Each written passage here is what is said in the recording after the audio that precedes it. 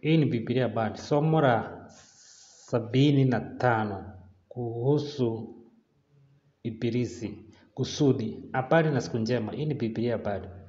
Bard ni msimuliaji wa hadithi anayekariri mathini za kimapokeo zinazohusiana na mapokeo mahususi simulizi. Niko hapa kukariri na kukuza kile fasihi ya Biblia inasema kuhusu ni nani Mungu na ni nani wanadamu. Somo. Hapa ndipo mahali tulipo leo. Kama fasihi Biblia inazungumza juu ya mada nyingi. Tulipoangalia majina inayotumika Mungu, tuligundua kuwa tabia nyingi za Mungu zinadhihirisha kuwa nguvu ya majina yake. Ona Biblia Bard 68 majina ya Mungu. Hii pia ni kweli kwa upinzani wa dharau kwa Mungu. Unaonyesha na mtu wa Shetani ambaye majina yake pia yanatuambia kuhusu tabia yake. Tunapata majina hayo katika sehemu ya majadiliano, lakini kwanza Biblia inasema Shetani alitoka wapi na upinzani wake kwa Mungu ulikujaje. Katika kitabu cha Ezekieli 28 mstari wa 2, maandishi hayo yanaelekezwa kwa mtawala wa Tiro, jiji la kale la kibiashara la pwani ya bahari ya Mediterranean. Andiko linaanza na kauli ya Mungu kwa nabii, mwana wa binadamu, mwambie mtawala wa Tiro.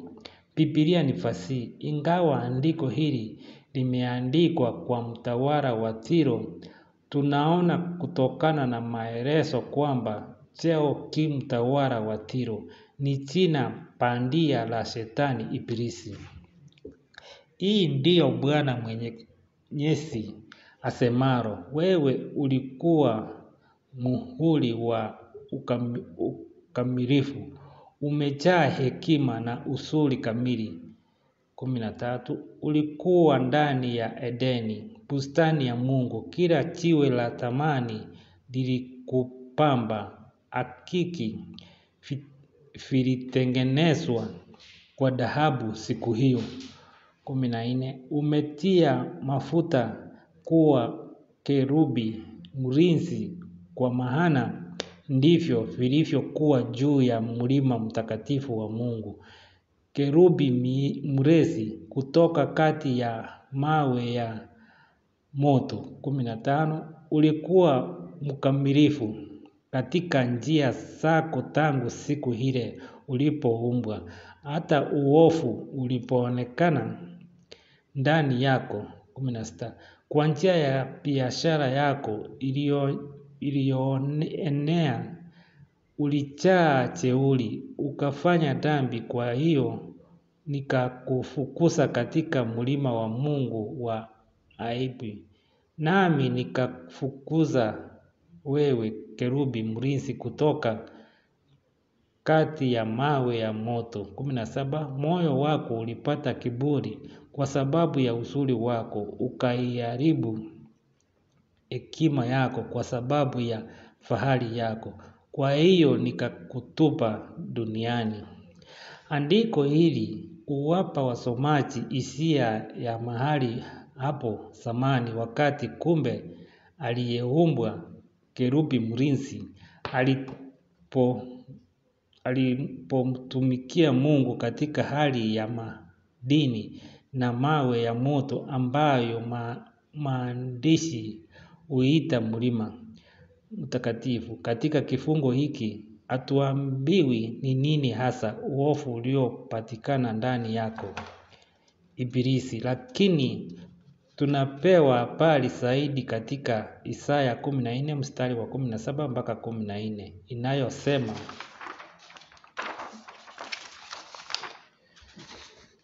jinsi ulivyoanguka kutoka mbinguni, nyota ya asubuhi, mwana wa alfajiri, umetupwa chini duniani, wewe uliyeangushwa mataifa, ulisema moyoni mwako, nitapanda mpaka mbinguni. Nitainua kiti changu cha enzi juu ya nyota ya Mungu. Nitaketi katika mlima wa mkutano juu ya vilele vya kaskazini vya milima ya Safoni. Nitapanda juu ya vilele vya milima, nitajifanya kama aliye juu zaidi. Angalia marejeo, nilikutupa duniani na umetupwa chini. Yesu anatoa kauli ya mtu wa kwanza kuhusu tukio hili, anasema katika Luka 10:18. Nilimuona Shetani akianguka kama umeme kutoka mbinguni. Tena ngoja nikukumbushe, bila Biblia inatuambia katika vifungu hivi kuhusu jambo ambalo hutengeneza kulijua vinginevyo. Tunapozungumza moja kwa moja juu ya Mungu, tunasema inazungumza kama kitabu kitakatifu. Tunapozungumza juu ya watu, tunasema ni fasihi. Biblia ni vitu vyote viwili. Dhana rahisi watu wengi hukosa. Andiko hili mahususi kuhusu Shetani pia ni mambo yote mawili. Ni andiko takatifu kwa sababu pasipo hayo hatukuweza kujua yaliyojiri huko nyuma katika sehemu ya maadili iitwayo mlima wa Mungu. Bali ni fasihi kwa sababu maandishi huenda taswira ya kiumbe cha maelezo ya taswira ya tukio ambalo hatungeweza kulipitia majadiliano. Maandiko hapa juu katika Biblia yanatupa hisia ya huyu kuitwa Ibilisi. Majina ya kiumbe huyu yanaonyesha jinsi anavyofanya kazi katika ulimwengu wa kiroho dhidi ya Mungu, wa mpango wa Mungu na wanadamu, hasa wale walio na uhusiano mzuri na Mungu. Hapa kuna baadhi ya majina na maandishi ambayo yanatolewa. Ibilisi. Mathayo 4:1. Kisha Yesu akaongozwa na Roho nyikani ili ajaribiwe na Ibilisi. Petro 1:5-8.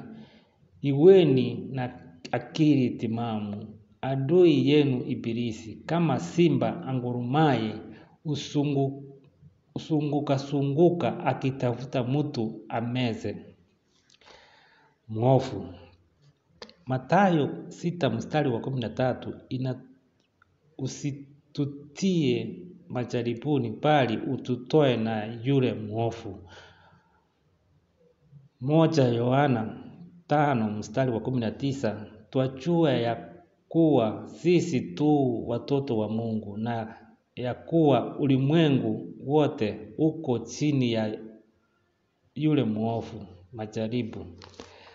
Mathayo 4:3. Majaribu akamjia akasema, ukiwa ndiwe mwana wa Mungu, yaambie mawe haya yawe mikate. Mkuu wa ulimwengu huu. Yohana 12:31. Sasa ndio wakati wa hukumu juu ya ulimwengu huu. Sasa mkuu wa ulimwengu huu atatupwa nje. Yohana 14:30. Sitasema nanyi mengi zaidi, kwa maana yuacha mkuu wa ulimwengu huu, ana uwezo juu yangu. Mstaki. Ufunuo 12:10. Kwa maana ametupwa chini mstaki wa ndugu zetu, yeye awasitakie mbele za Mungu wetu mchana na usiku. Pia tazama Ayubu 1:9, ambapo Ayubu anastakiwa na Shetani kwa Mungu. Mdanganyifu. Ufunuo 12:9. Yule choka mkubwa akatupwa chini, yule choka wa kale aitwaye Ibilisi au Shetani, audanganyaye ulimwengu wote. 2 Korintho 11 mstari wa 14, wala si ajabu maana shetani mwenyewe hujigeuza awe mfano wa malaika wa nuru, papa wa uongo. Yohana 8 mstari wa 44, ninyi ni wa baba yenu Ibilisi, na tamaa za baba yenu ndizo mpendazo kuzifanya. Yeye alikuwa muuaji tangu mwanzo, asiyesikamana na kweli, kwa maana hamuna hiyo kweli ndani yake. Asemaye uongo husema lugha yake ya asili, kwa maana yeye ni mwongo na baba wa uongo, adui. 1 Petero 5 mstari wa 8, kama ilivyotajwa hapo juu, pia inamuita adui au adui, hasa katika tafsiri nyingine zinazosisitiza neno hili. Nyoka wa kale, choka. Mwanzo 3 mstari wa 1, basi nyoka alikuwa mwerevu kuliko wanyama wote wa mwitu aliwafanya Bwana Mungu. Ufunuo 20 mstari wa 2, akamshika yule nyoka wa zamani, ambaye ni Ibilisi au Shetani, akamfunga miaka 1000. Hii ni orodha ya sehemu ya maandiko ambayo yanaonyesha majina yanayotumiwa kueleza Shetani katika Biblia. Kumbuka kifungu kinachozungumza juu ya kiumbe wa kiroho ambaye katika hali yake ya asili wanadamu hawawezi kuona au kusikia au kugusa. Kwa hiyo maandishi hutumika sitiari kuwapo wasomaji hisia ya nani na nini kiumbe hiki. Muhtasari, Biblia inaonyesha ulimwengu wa vipimo ambavyo haufanani hata kidogo na ulimwengu tunaoishi kila siku. Wazo la kwamba kuna mtu mkuu zaidi ambaye anaitwa kila kitu ambacho kwa asili anachukia dhambi, au kila kitu anachopenda kwa asili haki, sio hali ambayo wanadamu wangeweza kufikiria kama si Biblia. Wazo la kwamba kuna adui asiyefaa wa wanadamu ambaye anatafuta kwa bidii mateso na kifo cha wanadamu kwa sababu kiumbe huyu anamchukia Mungu aliyeumba wanadamu, inaonekana kuwa haiwezekani kwa wale ambao hawajasoma Biblia. Unaposikia matamshi ya kale ambayo hayajasoma Biblia, ambayo hudhihaki wazo la mwovu anayeitwa Ibilisi, na ambao hutania na kudharau wazo la Mungu mwenye upendo anayeokoa, lakini pia ni Mungu mwenye haki anayehukumu na kuadhibu. Kimbia kwa njia nyingine. Ingawa wakosoaji wanaweza kutoa mtazamo unaofaa wa maandishi ya waandishi kama William Shakespeare, Jane Austen, F. Scott Fitzgerald, Virginia Woolf, Herman Melville, Geoffrey Chaucer, Toni Morrison and Joseph Conrad, miongoni mwa wengi, wangesoma kwanza kazi hizi za fasihi kabla ya kukikosoa. Ni ajabu sana kwamba wakosoaji wengi wa Biblia hawajaisoma au hawajajaribu kuelewa kwa Biblia. Hawezi kuonekana kufanya juhudi wanavyoweza kufanya wakati wa kusoma kazi nyingine za fasihi.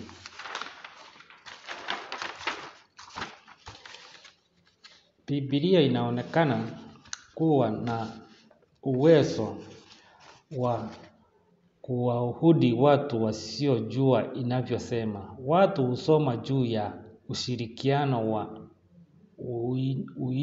Uhindu na uwachukisha na miungu ya kike tofauti kama maonyesho au vipengele vya ukweli mmoja wa kimungu. Abrahamu.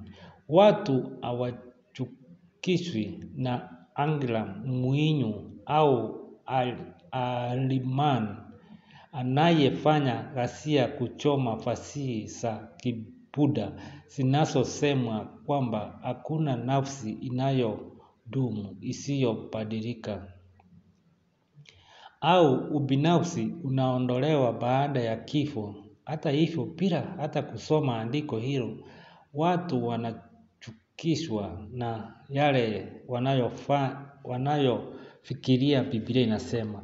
Watu fulani walio na imani fulani za kiadili au zisizo za adili, wanaposoma Biblia kuna mambo mengi yanayoweza kuwaudhi.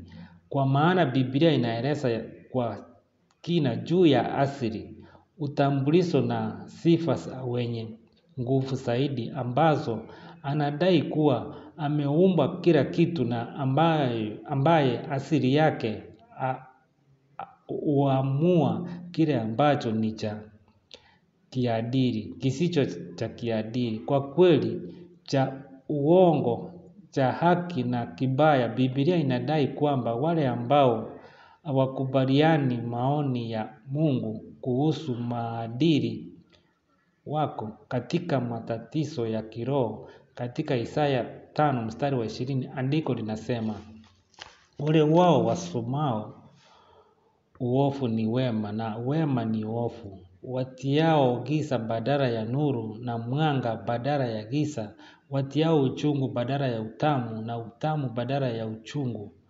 Andiko hili linasisitiza kwamba ufafanuzi wa Mungu wa mema na mabaya mara nyingi huwakera watu ambao hawapendi mtazamo wa Mungu. Kile Mungu anachofafanua kuwa kibaya, wanakifafanua kuwa ni kizuri. Kile ambacho Mungu anakifafanua kuwa giza, ile kiroho wao huita nuru. Kile ambacho Mungu anakifafanua kuwa kichungu huonja kuwa kitamu. Hii ndio sababu Biblia bado inatoa maandiko kutoka kwa Biblia kwa wanaopenda kusoma na kuelewa, wengine wakisikia kifungu kwa mara ya kwanza. Hitimizo. Biblia bado inatoa yale ambayo Biblia inafundisha kuhusu mada fulani.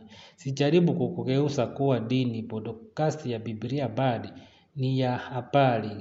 Tunazungumza kuhusu kile ambacho fasihi ya Biblia inaeleza, hasa mawazo dhana inayowasilishwa, kwa sababu watu wengi hawajawahi kujihusisha na mawazo ya Biblia. Amua mwenyewe ikiwa unakubali au haukubaliani na matamshi ya Biblia. Viunganizi.